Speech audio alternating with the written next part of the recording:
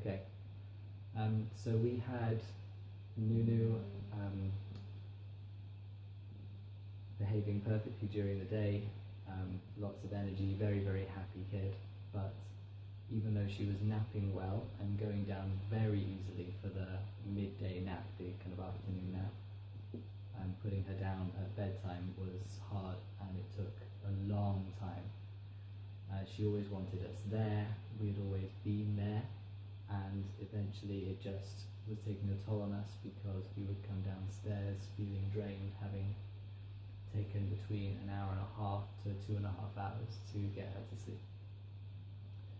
Once she was asleep, we would wait 10 minutes for her to be in deep sleep, and then we would put her wherever she needed to be and excuse ourselves and come downstairs. Eventually that was just feeling too hard, so we spoke to Kate, who gave us very simple advice to totally shorten the set down time, to go upstairs with our routine of maybe having had a bath, dinner nice and early.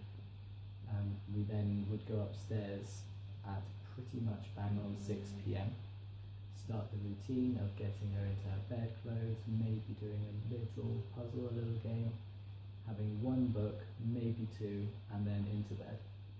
Into bed, under the duvet, a kiss goodnight, switch off the lights, and walk out.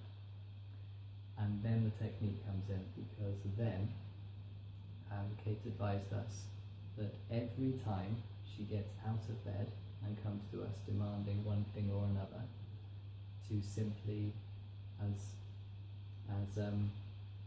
as boring a manner and calm a manner as possible, just take her hand, lead her back to the bedroom, get her back into bed, either by lifting her up and putting her in there or just guiding her, and then tuck her up in bed, and without saying a word, come back outside, and repeat that as many times as is needed.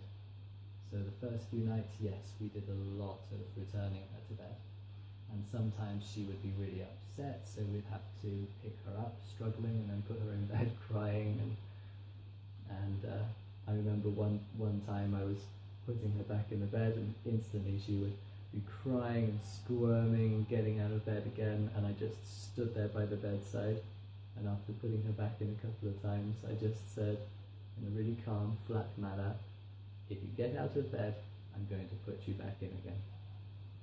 And then she stopped. She just realised that it was already futile, got back in bed, had a bit of a whimper, and went back to sleep. Eventually, after doing this and getting the hang of it, she got the hang of it.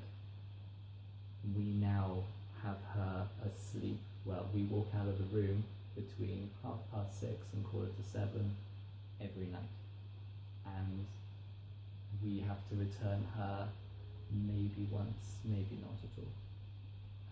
She now sleeps from, I think she sleeps from about 6:45 until about between 6:30 on a good day and 5:45 on a bad day.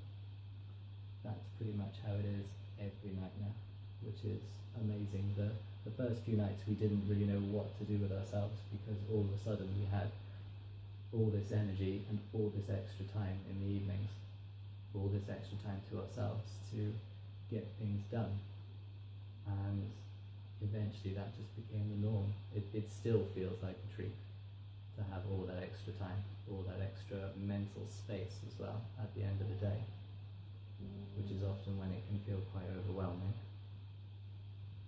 And the advice was really simple. I don't think if there's anything else I want to say. Probably is. No, I think that's mainly it. We were given simple steps, we followed them.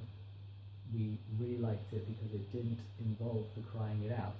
We didn't have to sit there hearing her crying and demanding us and not going to her.